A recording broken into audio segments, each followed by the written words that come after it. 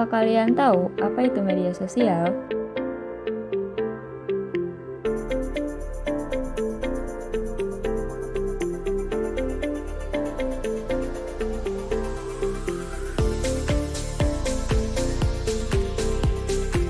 Media sosial, menurut MLKen, adalah segala bentuk media komunikasi interaktif yang memungkinkan terjadinya interaksi dua arah dan umpan balik.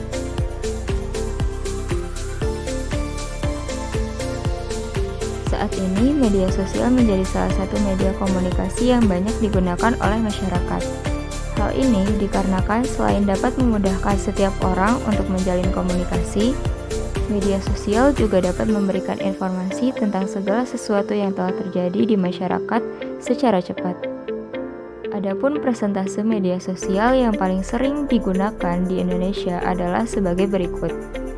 Peringkat pertama diduduki oleh YouTube dengan persentase sebesar 88%, peringkat kedua diperoleh WhatsApp dengan persentase sebesar 86%, peringkat ketiga diperoleh Facebook dengan persentase sebesar 82%, peringkat keempat diperoleh Instagram dengan persentase sebesar 79%, peringkat kelima diperoleh Twitter dengan persentase sebesar 56%, dan yang terakhir adalah Line dengan persentase sebesar 50%.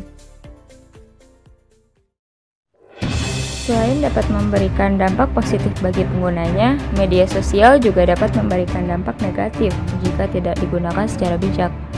Berbagai permasalahan muncul melalui media komunikasi ini. Salah satu contohnya adalah kasus pencurian data pada aplikasi TikTok.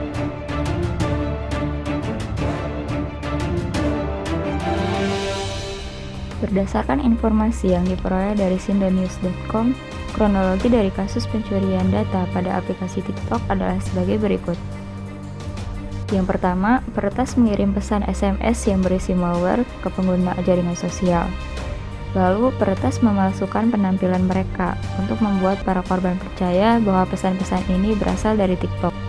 Dengan mengklik salah satu tautan yang disusupi ini, peretas dapat mengambil kendali akan akun targetnya. Selain itu, pelaku dapat mengakses video yang diunduh dan video pribadi atau menerbitkan konten yang baru.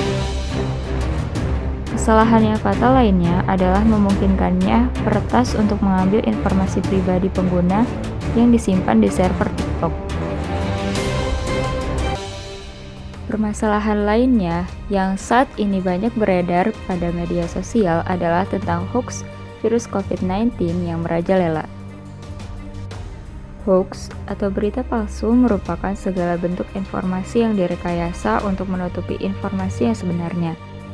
Berdasarkan data presentase media penyebaran hoax, media sosial memperoleh presentase tertinggi dibandingkan dengan media berupa tulisan, gambar, maupun video, yaitu dengan presentase sebesar 92,4%. Hoax tentang virus COVID-19 ini sendiri terus bertambah dalam 2 bulan terakhir. Menurut Samuel Abrijani Pangerapan selaku Direktur Jenderal Aplikasi Informatika Kemkominfo, sejauh ini terdapat 177 kasus hoax virus corona yang menyebar di Indonesia. Terdapat 2 jenis hoax yang tersebar di masyarakat, yaitu yang pertama hoax terduga pasien positif corona dan yang kedua hoax pencegahan virus corona. Penyebaran hoax pada media sosial tentu akan memberikan dampak negatif pada siapa saja penerimanya. Selain dapat menjadi pemicu kepanikan publik, hoax juga sering menimbulkan perpecahan antara satu orang dengan yang lainnya.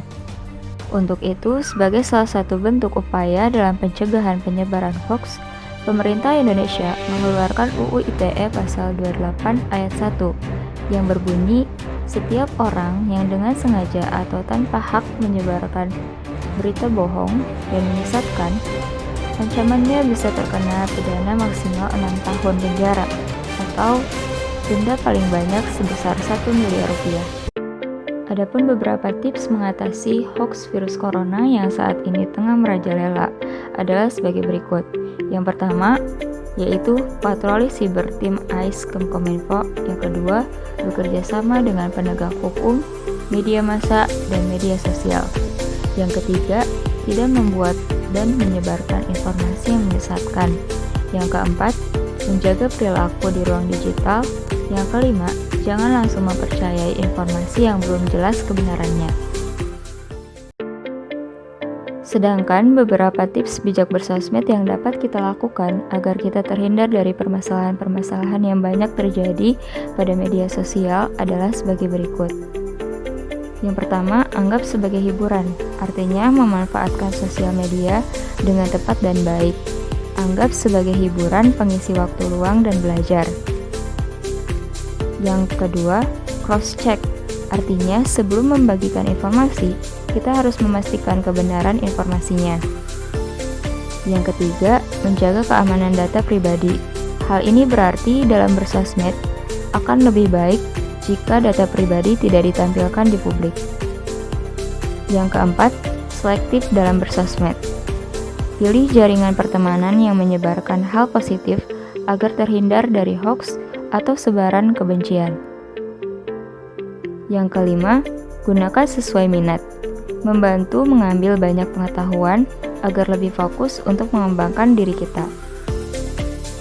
Dan yang terakhir, keenam, saat kita emosi, hendaknya meminimalisir penggunaan sosial media agar kesan baik di dunia maya tetap terjaga.